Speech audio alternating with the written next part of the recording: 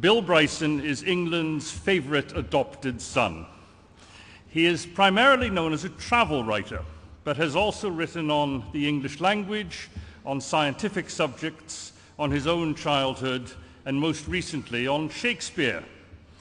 Much of his writing is suffused by comedy of a type that can make his readers laugh aloud. This comedy is always free of malice, but often has a lingering poignancy. Near the beginning of The Lost Continent, for example, Mr. Bryson describes driving along an American highway and through a six-house town with a name like Spigot or Urinal. A man sitting on a box in his front yard watches Mr. Bryson's car approach, watches it drive past, and watches it disappear into the distance. The narrator comments, "I wouldn't be surprised if even now he thinks of me from time to time." The line is funny, but the poignancy arises from the gentle hint of a life without events spent sitting on a box in one's front yard. Now, The Lost Continent was not Bill Bryson's first travel book. That was called The Palace Under the Alps, but it was the book that made his name. It was followed by a series of travel books that many of you will have read. Neither Here Nor There, about traveling in Europe, Notes from a Small Island, about traveling in England, which has in turn taken him to heart.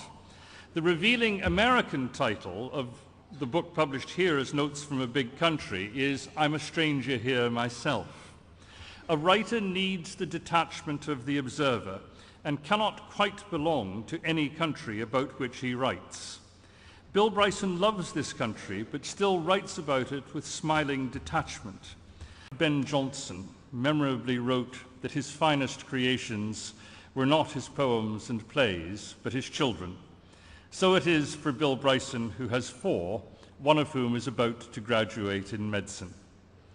Mr. Chancellor, on the recommendation of the Senate and of the Council, I present to you William Maguire Bryson, that you may confer upon him the degree of Doctor of Letters. Well, I'm looking for the degree of Doctor of Letters. Congratulations, Bill. Like a bow. Thank you very, very much. Thank you, Professor Campbell, for those kind words. I'll be blushing all the rest of the week. This is a huge and great honor for me, and made all the more gratifying by knowing that I had to do nothing at all to get it, whereas David, my son, has just worked very hard for 5 long years in order to earn his degree today.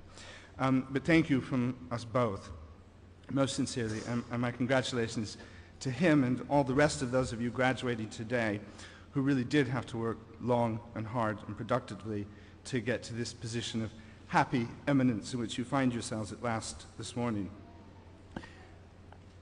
Since you were kind enough to invite me here today and to bestow this great honor upon me, and have made me feel extremely welcome and important throughout my whole visit here, I wonder if I might try to repay some of this kindness in some small measure by offering you just some small, very brief pieces of wisdom, if it's not too impertinent to do so.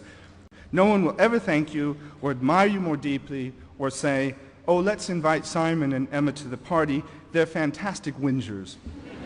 So stop moaning. It's a waste of oxygen. 3, when you're walking down the street and you see someone drop litter, kill them. 4, but otherwise be good. In fact, be more than good. Be compassionate, be kind, and particularly be kind to people who are worse off than you, which you will find is most people. And say thank you a lot to everyone who deserves it. 5, never sneak up on people from behind and startle them in the belief that it's amusing. It's not. 6, always buy my books in hardback as soon as they come out. 7, and if you remember nothing else from today, please remember this: when called upon to speak in public, always keep your remarks very brief. Thank you very, very much. Have wonderful days. Thank you.